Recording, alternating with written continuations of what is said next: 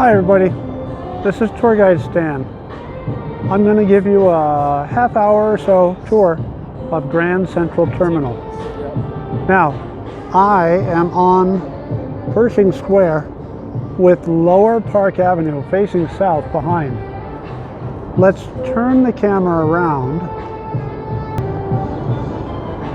and there's Grand Central. Now, behind Grand Central and towering above it is the Metlife Building, formerly Pan Am World Airways. The first jetliner went online in 1949, and just 15 years later, in 1964, the Pan Am Building was completed. This represented a sea change. In 1913, when Grand Central opened, most people traveled by rail. There were airplanes, but nobody wanted to use one.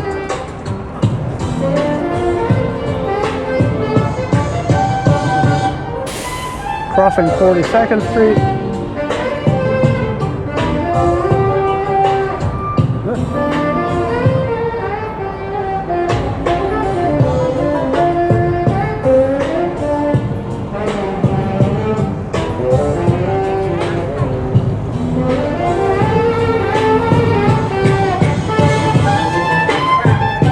These are people who don't need directions, but they don't know where they're going either. Now, Pennsylvania Station was torn down in 1964 to make a sports arena, Madison Square Garden. A group of architects and this lady saved Grand Central. Jacqueline Kennedy Onassis.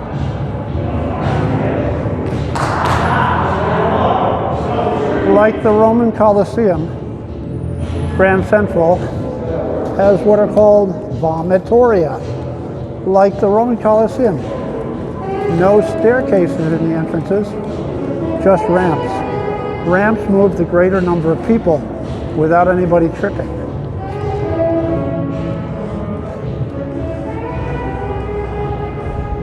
We're coming in off of 42nd Street, and the old waiting room is now used for kiosks. Now, look closely. At the center of your screen, you should see a dimple in the floor. And just beyond it, there's another dimple. The reason for those? Between them, there was a double bench for people who were waiting for their trains to Miami or Oshkosh or wherever. Anywhere in the US except Philadelphia. They sat there and they waited, and they scuffed their feet from time to time. And minuscule particles of dirt on the bottoms of their shoes slowly wore out those dimples. And there are similar ones all over the floor here, wherever there used to be waiting room benches. The chandeliers in 1999 and 2000 were refurbished. When they took them over by truck, one at a time, to the repair center in New Jersey, the repair center called back and asked the station manager, "Are these things insured?" "No." "Why?" "Well, as far as we can tell, they're all gold plated." And the gold plating lasts to this day. It opened in 1913, so that was over 100 years ago.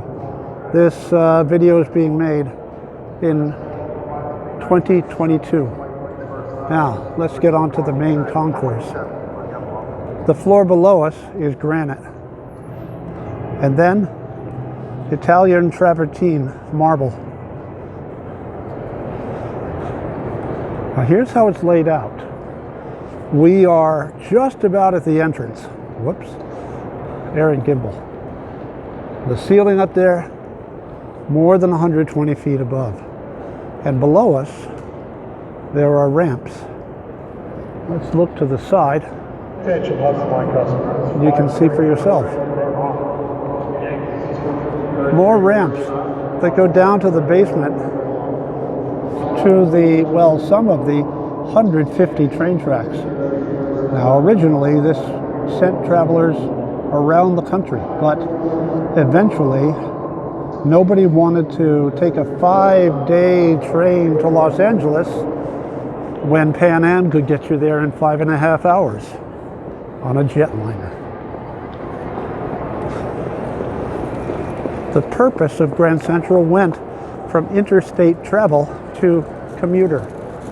And now it's run by the Metropolitan Transportation Authority.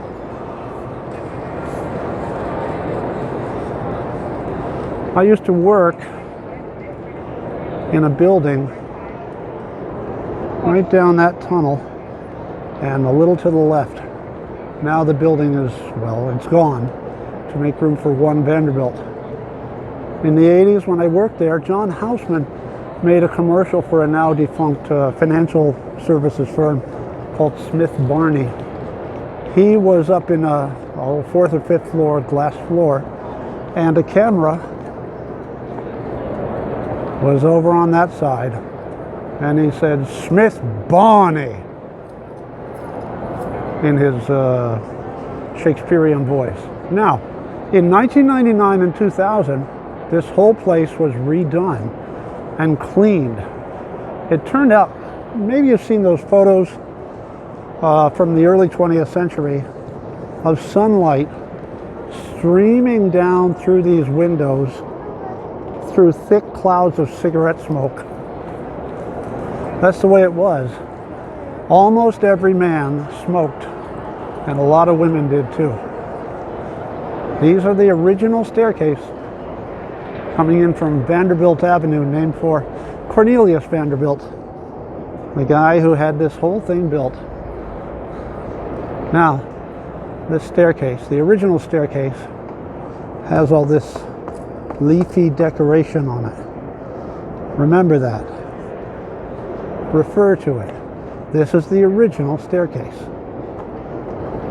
By the way, around 200,000 people a day come in here. My customer, 544 train, program. Yankees, East 153rd Street, first stop. There's a train. 41. Wonder if it's coming or going. We're all doing the same thing, man. Now, Park Avenue is ahead and above us.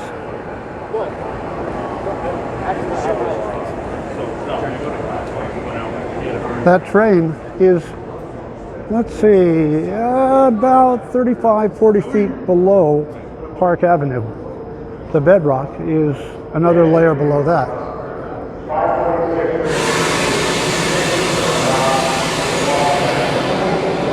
And they're releasing the air from the air brakes. Now, 546 train to New Haven. Stanford first stop. sorry about the noise, but it's rush hour. On the upper level. In 1999, 549 train, 49 train to Southeast, White Plains first stop. Off the track to the left on the upper level. sorry about all the noise. Anyway, so in 1999 and 2000, they cleaned the chandeliers, they cleaned the walls, and they cleaned this ceiling, which shows the constellation of the northern hemisphere. And when they cleaned it, stars that had been forgotten for decades started peeping out.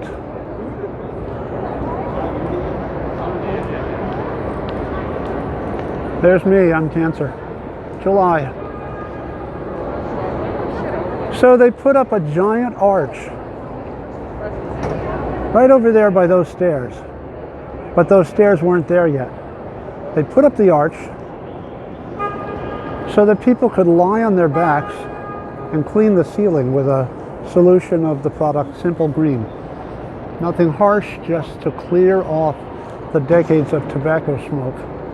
And when they were done with that section, why, they got down and moved the arch another 10 feet and started on that section.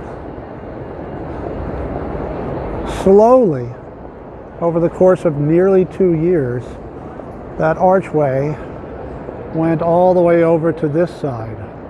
Now, when they did, the cleaners had formed friendships, camaraderie, and they said among themselves, well, when we finish cleaning here, people won't know how covered with dust and smoke this place was. So it was decided that they could leave a little tiny section dirty. So at the end of the constellations up there where the green meets the white, let me get this. There, center of your screen. There's a little shoebox size dirty spot. That's how the whole place used to look. Nowadays, smoking is not allowed inside, and a lot fewer people smoke. Even though there's, well, where I was standing at the beginning, there's a building that was owned by Philip Morris Tobacco. Now it's another company.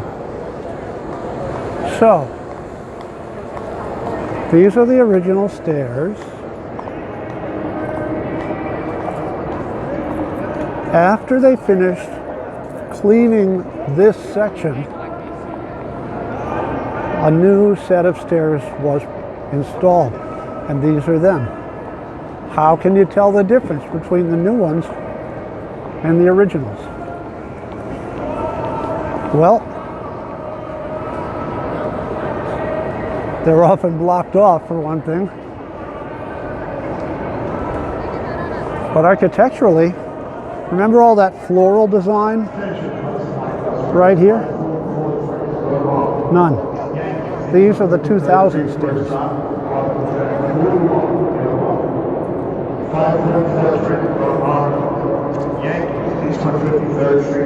Back in 1961, Cary Grant did a movie in which he was framed for a murder down at the United Nations, about 5 blocks that way. He came to this ticket window and tried to get a ticket for Chicago, but was refused, and he snuck on the train. Oh yeah, for that matter, Kevin Spacey arrived from outer space right here in the 2003 movie K-Pax. Ashton Kutcher had a midnight date, a dinner date. The floor was covered with rose petals in the remake of Arthur. In the 1980s, there was a buddy movie, Robin Williams and Jeff Bridges. Robin Williams and the woman he loves but who doesn't actually know he exists comes down this ramp. He's stalking her, but he thinks she's in love with him. He plays a crazy man, and she goes off this way. So there's 1, 2, 3, 4 movies that happen right here in Grand Central. There we are looking north onto a track and turning and looking south to a ramp that goes up to 42nd Street at Vanderbilt Avenue. And just over here by the station master's office is the New York City Transit Museum Annex. This is one of the places where we tour guides buy all those ties and things that say New York City on them. Now, let's go downstairs. Remember that bench I mentioned? Well, here it is, one of many. We're in the lower level now, where there are many dining options. Also, right by the escalators, restrooms. Keep that in mind if you're ever here. Although you should hire me to give you a tour. Now, at lunchtime, a couple thousand, 3,000, 5,000 people come down here to grab a lunch standing. They took out all the seats during COVID. 19 places to eat. None of them are national or international chains. They're all New York City or New York City chains.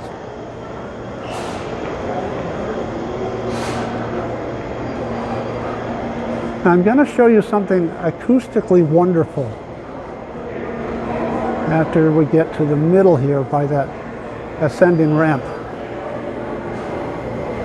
By the way, there's a circular staircase in the station. I've never seen it. I know it's here. It's inside that kiosk, which the staircase of which goes up to the information booth up on the main floor. Now,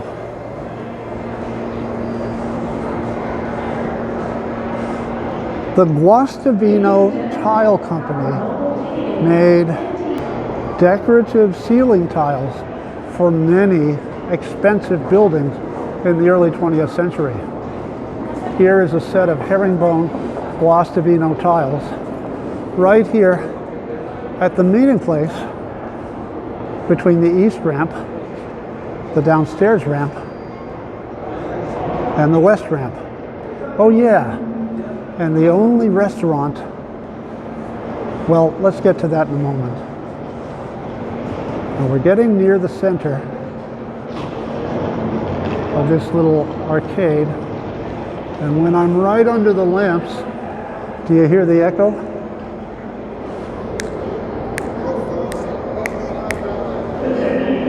This is so complete that if someone were to stand in that corner and point their face, their voice, up to this tile, then somebody standing on the opposite side could hear them more clearly than you're hearing me now. Now, the Oyster Bar.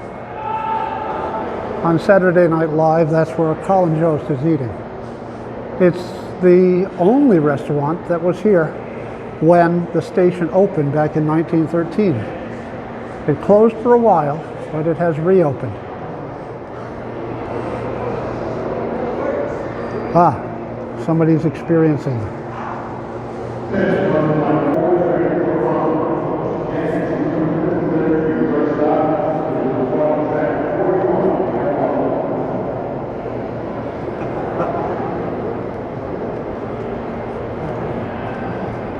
Speak upward to that tile. Here? Yes.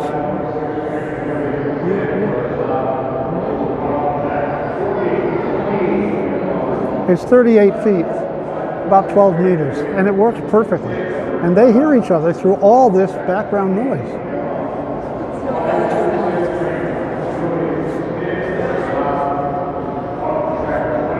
In the Men in Black films, there was a long series of lockers here. One of which had little tiny people living inside it with bass voices. Now there really were lockers here. And on that side, until 1985, when a bomb exploded inside a locker in the Rome airport. And then the lockers were all taken away. Here again is the south ramp to 42nd Street, and a photograph of that corner back at a time when there were still delivery wagons. Before Grand Central Terminal, there was Grand Central Station here with trains coming in from Boston in the east, Chicago in the west, and up to Albany, our state capital, due north.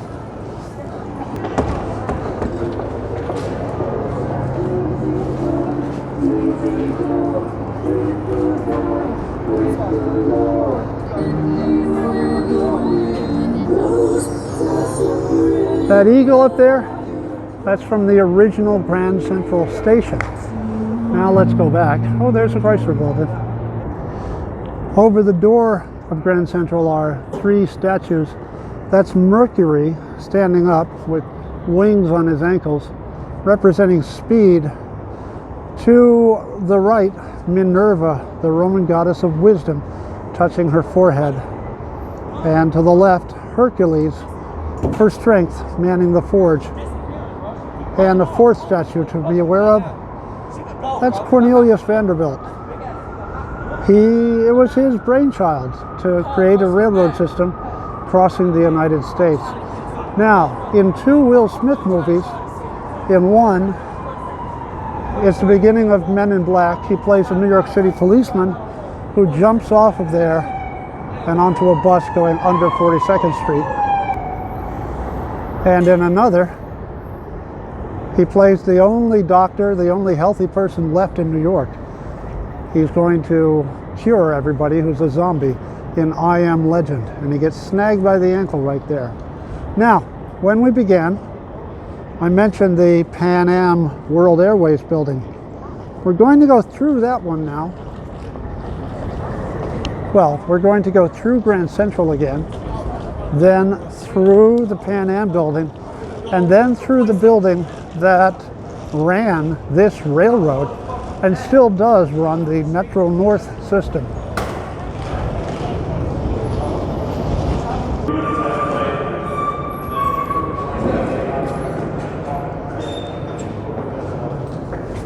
My fellow cyclist.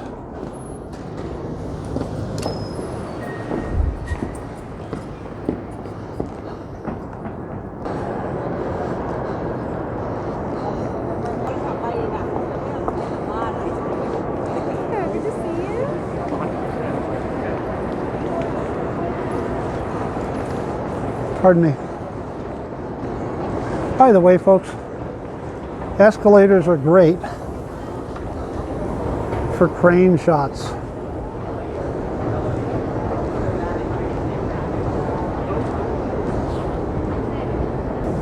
Back in 1913 through 1967, a person would drop off their baggage in the baggage building, which was where the Pan Am building was later. But train travel fell off in favor of air travel. And this gleaming, shining building pretty much replaced the train.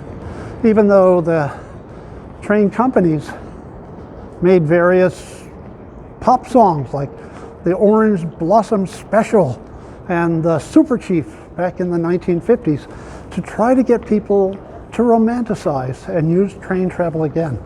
But that was, well, foregone. Nobody wants to spend 5 days doing what you can do in 5 hours.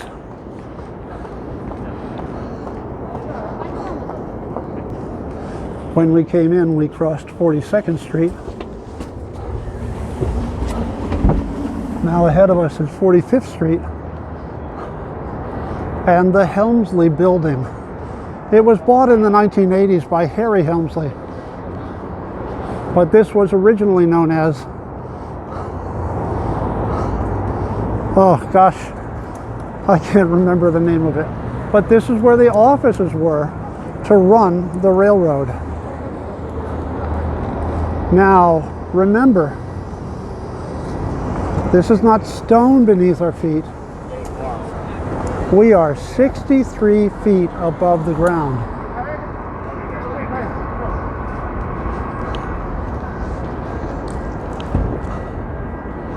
Unfortunately, since September 11, hundreds of office buildings got paranoid, and we can no longer take you in here to see the rich decorations.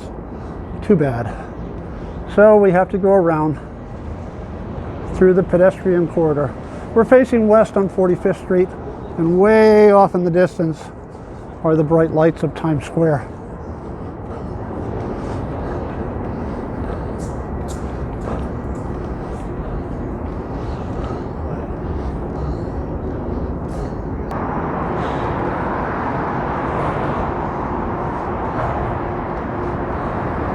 I don't know if you can hear it, but somewhere deep below us, I hear a train. We are on a bridge. As a matter of fact, there, that's an abutment of the bridge. Two different sections meet right here. And for drivers, one of the nicest features of driving in Manhattan, and I do drive, I'm one of the 20% of New Yorkers who knows how to drive a car, is the Park Avenue Viaduct. It goes around Grand Central and on down to park in about 38th, 39th Street. Park Avenue above us, confusing parking signs, and the Helmsley Building above us. This is Tour Guide Stan, Isle of New York. I hope you'll watch this video, and I hope you'll subscribe, because there's a new video about New York City every week. Please subscribe. Thank you. Have a great time when you come to New York.